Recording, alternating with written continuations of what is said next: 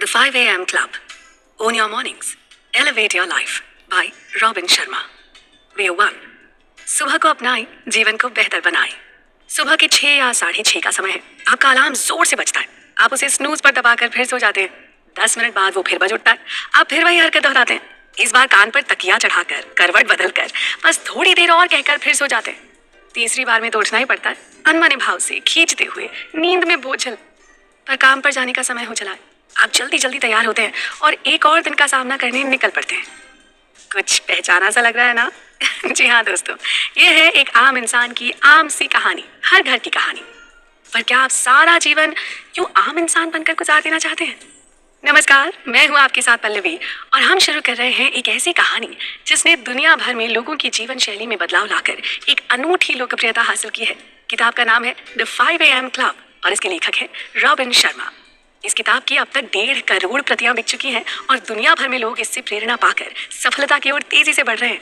आइए संक्षेप में जानते हैं कि ऐसा क्या लिखा है इस किताब में।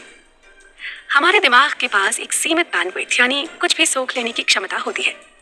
अगर हम दिन भर अपने दिमाग को सोशल मीडिया, आसपास के लोगों की बातें, टीवी, रेडियो आदि से पूरी तरह भर लेते हैं ना, तो शाम ढलने तक हमारे दिमाग की वो सीमित क्षमता पूरी हो जाती है। इस हद तक कि अभी पूरा दिन गुजरा भी नहीं होता और हम मानसिक रूप से पूरी तरह थक जाते हैं और फिर किसी और बात या काम की गुंजाइश ही नहीं बचती। ये सब तब होता है जब हमारी दिनचर्या 6, 7 या उसके भी बाद शुरू होती है। वहीं अगर हम सुबह 5 बजे उठते हैं तो हमारे पास पूरे 1 घंटे का अतिरिक्त समय होता है जब हम इन सब बातों में ध्यान न लगाकर उसे अपनी बेहतरी के लिए इस्तेमाल कर सकते हैं।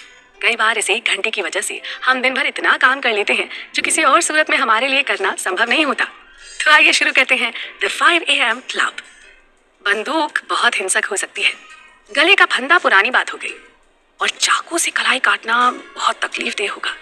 अब सवाल ये उठता है कि और कौन सा तरीका बचता है एक खूबसूरत जीवन को एक झटके में और बिल्कुल सटीक अंदाज में समाप्त कर देने का? कोई ऐसा तरीका जिससे गंदगी कम हो पर असर तगड़ा दिखे।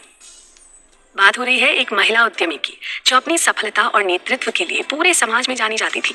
केवल 1 साल पहले तक हालात इसके बिल्कुल उलट थे। बहुत आशावान, वो जहां जाती थी उनका सत्कार किया जाता था। लोगों के मन में उनके लिए प्रेम और सम्मान दोनों हुआ करते थे। आखिर क्यों ना हो, 38 साल की उम्र में ही उन्होंने सफलता की ऊंचाइयों को छू लिया था। कॉलेज के कमरे में बैठकर देखे गए सपने को सार्थक करने के लिए उन्होंने एड़ी चोटी का जोर लगा दिया था।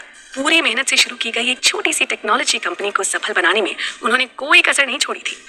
लेकिन आज स्थिति बदल चुकी थी। वो अपने ही लोगों से धोखा खाकर अपनी ही कंपनी से हाथ धोने वाली थी। उनके पैरों के नीचे से कोई यूं जमीन खींच लेगा उन्होंने कभी नहीं सोचा था।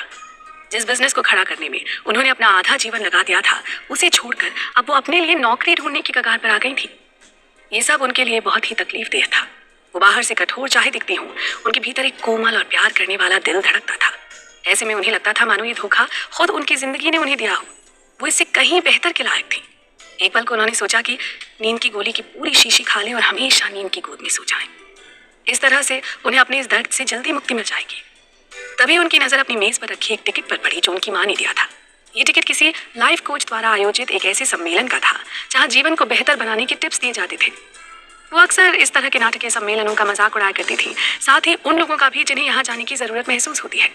उन्हें लगता था कि ऐसी जगहों पर वही सब दोहराया जाता है जो हम पहले से जानते हैं।